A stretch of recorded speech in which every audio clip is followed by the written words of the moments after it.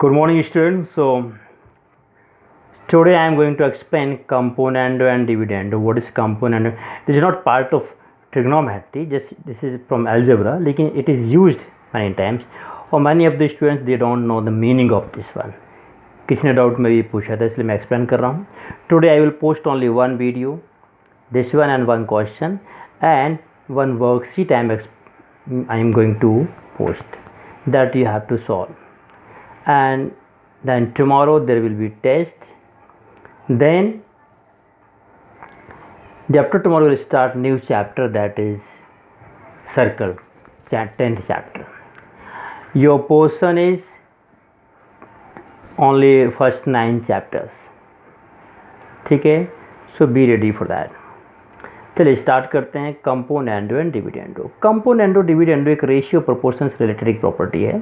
Suppose ये दो ratio हैं, A upon B equals to C upon D. Like जैसे 6/8 इक्वल्स टू 12/16. देखो 12 को काटें तो 6 2 या 12, इसमें 4 3 या 12, 4 4 या 16, ये 3/4 होगा. इसको काटें तो 2 3 या 6, 2 4 8, ये भी 3/4 होगा. तो दोनों रेशियो सेम है, इक्वल है. इन्हें प्रोपोर्शनल बोलते हैं, ऐसे इक्वल रेशियो बोल सकते हैं आप. अब देखना मैं इसमें एक प्रॉपर्टी यूज़ कर रहा हूँ. If b add one both the side, इसमें दोनों तरफ एक ऐड कर दो तो बन जाएगा A upon B plus 1 and C upon D plus 1. तो A plus B upon B और यहाँ बन जाएगा C plus D upon D. और देखो क्या ऐसे नंबर में हम चेक करके देख लेते हैं क्या बराबर हैं. 6/8 प्लस 1, 12/16 प्लस 1, तो 8 बन जाए 8. 6 + 8 क्या हो जाएगा 14, 14/8 और 12 16 यहाँ आ जाएगा. 16 × 12 28/16. अभी भी देखो बराबर ही है. 2 7 जा 2 4 जा 7/4, 4 7 जा 4 4 जा तो भी 7/4. Means if b add 1 in both the ratio, both the side, then the new quantity at the new ratio which comes, that is also equal. और इस मेथड को कहते हैं कंपोनेंडो. एक ऐड कर देने से रेशियो बराबर ही बने रहते हैं. अच्छा, ये भी सब्सट्रैक्ट करके देखते हैं. ए माइनस बी, ए अपॉन बी माइनस 1, सी अपॉन डी माइनस 1 मीन्स ए माइनस बी अपॉन बी. ये बी यहाँ जाएगा, एलसीएम मेथड से करेंगे. और सी माइनस डी अपॉन डी, तो ये नया बन गया. इसी कहते हैं डिविडेंडो. देखो माइनस करके भी हम चेक कर लें. 6/8 माइनस 1, 12/16 माइनस 1, तो ये जाएगा 8 बन जाए 8. 6 - 8 माइनस 2/8, 16 बन जाए 16. 12 - 16 माइनस 4/16. अभी भी दोनों सेम ही है. 2 बन जा 2, 2 4 जा 1/4, ये 1/4. मीन्स ये दोनों रेशियो में हम 1 ऐड कर दें या 1 सब्सट्रैक्ट कर दें तो रेशियो सेम ही बने रहते हैं. इसको कहते हैं कंपोनेंडो, इसको कहते हैं डिविडेंडो. अब हमने एक एक्सपेरिमेंट और करके देखा. कंपोनेंडो को डिविडेंडो से डिवाइड करके देखा. 1 / 2, फर्स्ट को सेकंड से डिवाइड करें तो आएगा a + b upon b upon a - b upon b. तो अपॉन बी का कट जाएगा. ऐसा आएगा a + b upon b whole upon a - b upon b. तो ये भी ऊपर जाके से कटेगा. सो फाइनली बचेगा क्या, a + b upon a - b. ये अपॉन के भी कट जाएंगे. ऐसे जब इसको डिवाइड किया तो आया c + d upon c - d.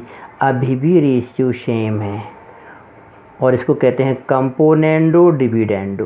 Componendo dividendo, componendo भी इसमें, डिविडेंडो भी है. और ऐसा करने से रेशियो सेम बने रहते हैं. क्या हम नंबर में चेक कर लेते हैं. कंपोनेंडो से क्या आया था 14/8, 28/16. डिविडेंडो से आया था -2/8, -2/16.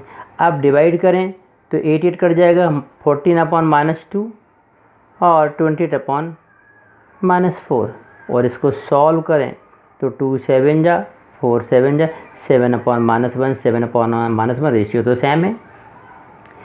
कहने का मतलब ये हुआ कि यदि दो रेशियो a/b और c/d बराबर हैं तो हम ऐसा भी लिख सकते हैं a + b, a में डिनोमिनेटर को ऐड करो और a - b इस तरफ, और इस तरफ c + d upon c - d.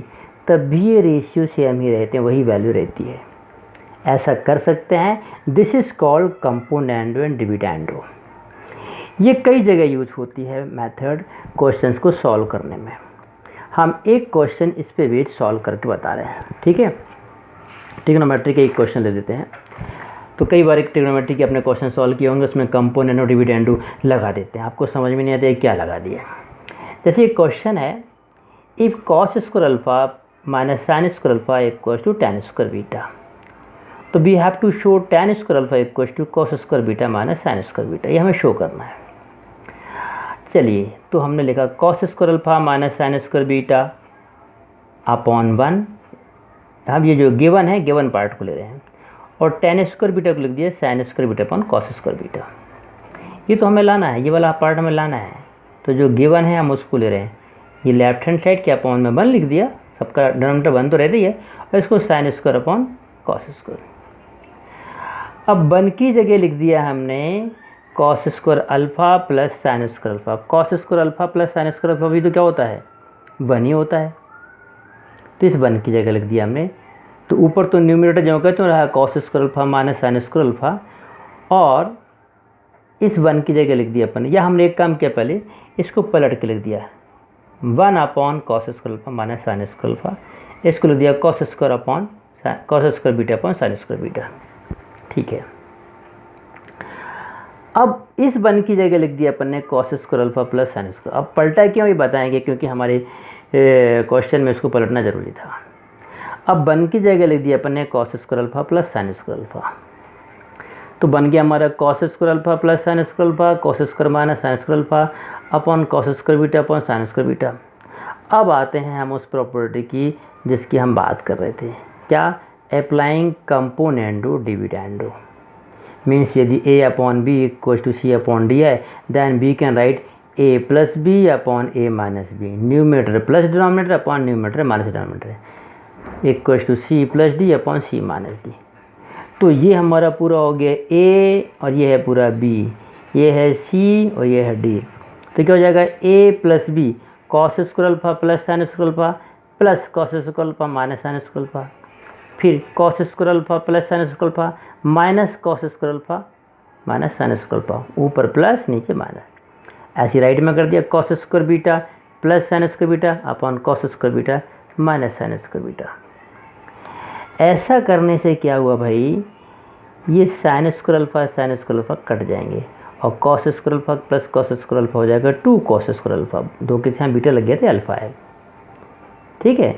और नीचे क्या होगा, ये माइनस ब्रैकेट खोलेगा तो माइनस का हो जाएगा कॉस स्क्वायर अल्फा प्लस का हो जाएगा साइन स्क्वायर अल्फा, तो कॉस कॉस कट जाएंगे, नीचे आ जाएगा 2 साइन स्क्वायर अल्फा, ठीक।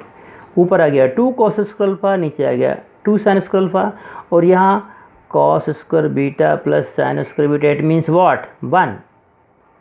नीचे बचा upon cos square beta minus sine square beta, तो 2 कट गया, कॉस अपॉन साइन क्या होता है, कॉट, तो ये बन गया cot square alpha equals to sine square beta cos square beta minus sine square beta. Cot means what, 1 upon tan, लिख दिया 1 अपॉन tan स्क्वायर अल्फा, और ये था क्या 1 upon cos square beta minus sine square beta. अब दोनों को पलट दिया, या इसको यहाँ इसको मल्टीप्लाई कर दिया, तो बन गया cos square beta minus sine square beta equal to tan square alpha, और यही हमें लाना था। तो ऐसे कंपोनेंडो एंड डिविडेंडो, क्योंकि ये दोनों रेशियो तो हैं, ये क्वांटिटी अपॉन ये क्वांटिटी इक्वल टू ये क्वांटिटी अपॉन ये क्वांटिटी, तो यहाँ रेशियो और प्रोपोर्शन की प्रॉपर्टी कंपोनेंडो डिविडेंडो हम लगा सकते हैं ज़रूरत पड़ने पर। ऐसे कई क्वेश्चंस में इन लोगों ने लगाई है, ठीक है। तो ऐसे समय आने पर हम और क्वेश्चन एक्सप्लेन करेंगे। अब एक और हाइट एंड डिस्टेंस का क्वेश्चन एक्सप्लेन करते हैं, ठीक है, चलिए उसको देख लेते हैं। Okay, read this question. A tower, a lower window of a house is at a height of 2 meters above the ground and its upper window is 4 meters vertically opposite the lower window। यानी सबसे छोटी window है वो 4 metre ऊपर है, और उसके ऊपर 2 मीटर, और उसको 4 मीटर ऊपर एक और विंडो है। At a certain instant the angle of elevation of a balloon from these windows are observed 60 and 30 respectively। Find the height of the balloon above the ground। तो ग्राउंड से कितनी ऊंचाई पर बलून उड़ रहा है हमें दिखाना है। Okay, come here. So the question is now, look here, suppose ये विंडो है, ये लोअर विंडो है 2 मीटर अबव, और उससे 4 मीटर के ऊपर पे एक और विंडो है, खिड़की है, ये है, और एक खिड़की ये है। यहाँ से एक बच्चा या कोई व्यक्ति एक बलून को उड़ता देख रहा है, तो नीचे की विंडो से 60 डिग्री एंगल बन रहा है, ऊपर की विंडो से 30 डिग्री बन रहा है। हमें इस बलून की पूरी ग्राउंड से ऊंचाई बतानी है। तो हम क्या करेंगे, सिंपल सा है, पूरा लिख लेंगे, b c equal to d e equal to 2 metre. इनको सबको नाम दे दिया ए बी सी डी। तो ये बी सी 2 है तो डी ई बी 2 है, ए बी 4 है तो ए एफ बी 4 है। एंगल जी ए f 30 degree, angle g B e 60 degree, सब लिख दिया अपन ने।